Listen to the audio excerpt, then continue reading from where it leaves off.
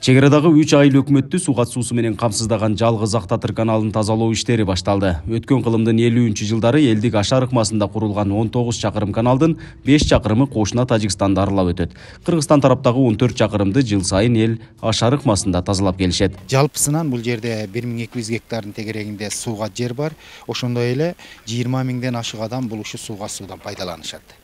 Себеби муну тазалоонун негизги максаты эл өзү дайыма демилге көтөрөт. Мына ушул өзүңүздөр көргөндөй, ушул 3 айыл өкмөттүн эл өздөрү өз ынтызары менен мындай демилгеси менен чыгып, каналга толуп калган кумду тазалашат. Себеби мына суудун өтүү көлөмү мындай толук кандуу өтүш үчүн. Эс тарткандан бери эле келебиз. Ата бабаларда эле келип жүргөн. 45 жаштагы Муратбек Жолдошевдин айтымында чек ара аймагында жашаган тургундардын жашоосуна бул каналдын мааниси зор.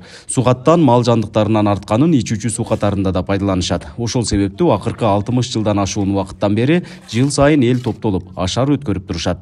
Актатыр айыл өкмөтү, Самаркандек айыл өкмөтү Пашкарка чейин барат, Кудай кааласа. Бул суу ичкенге да ушунан пайдаланабыз. Ичкенге чейин. Башка жок, айла жок. Скважинаныкын ичишке болбойт да. Ошол өзүбүздүкү ичкенге чейин ушунан барат.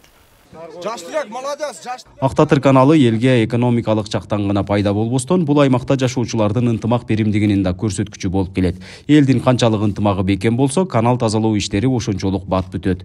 Буга чейин 2-3 күндөй убакыт алчу иштер азыр бир күндө эле аткарылып, эл жапатырмак аракет кылып жатышат. Жылда апрель айында өткөрүлчү, быйылкы жыл мына өзүңүздөр көрүп атасыздар, январь айында өткөзүп атабыз, жаз эрте келгендигине байланыштуу.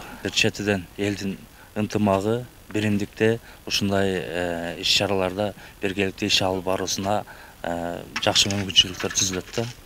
Элге мындай айтканда бири-бириге сый-урматта ушундай жерлерде биригип, сүйлөшүп, айылда болгон жумуштарды алдыга сүргөнгө демилге болот. Элдин саны өсүп, бул каналдан чыккан суу толук кандуу жетпей калганы да айтылды. Өткөн жылы Баткен облусуна бөлүнгөн 500 миллион сомдун эсебинен 36 миллион сомдук тике суу кудуктарын казуу иштери жүргүзүлдү. Андан сырткары Актатыр айыл аймагында дагы 12 миллион сомдук 3 скважинаны казуу иштери жүрүп, бүгүнкү күндө бүтүү алдында турат. Нургазы Жайнаков, Регион телеканалы, Баткен облусу.